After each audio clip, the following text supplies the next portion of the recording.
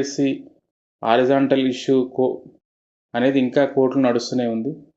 ఇప్పుడు ఏడబ్ల్యూ ఆస్పిరెంట్స్ వాళ్ళు గత 6 నెలల నుండి హారిజాంటల్ ఇష్యూ పైన ఫైట్ చేస్తున్నారు. ఏడబ్ల్యూ ఆస్పిరెంట్స్ వాళ్ళు తిరగని చోటు లేదు, తిరగని కలవని రాజకీయ నాయకులు లేరు.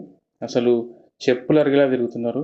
వాళ్ళతో హారిజాంటల్ ఇష్యూ పైనే గ్రూప్ 4తో పాటు అన్ని ఎగ్జామ్స్ టీఎస్పీఎస్సీ ఏవైతే కండక్ట్ చేయాలనుకుంటున్నారో, ఏదైతే 2 లక్షల ఉద్యోగాలు ఇవ్వాలనుకుంటున్నారో వాటన్నిటికి కూడా హారిజాంటల్ రిజర్వేషన్ అనే దానిపైనే ముడిపడి ఉంది. కాబట్టి హారిజాంటల్ రిజర్వేషన్ ముందు చేయాల్సిన పని ఏంటంటే హారిజాంటల్ రిజర్వేషన్ ఇష్యూ క్లియర్ చేయాలి.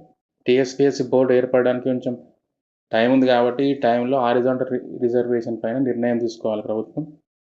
తీసుకుంటే ముందు ఏ ఇష్యూస్ రాకుండా ఉంటాయి. తర్వాత అన్ని ఎగ్జామ్స్కి బయోమెట్రిక్ అనేది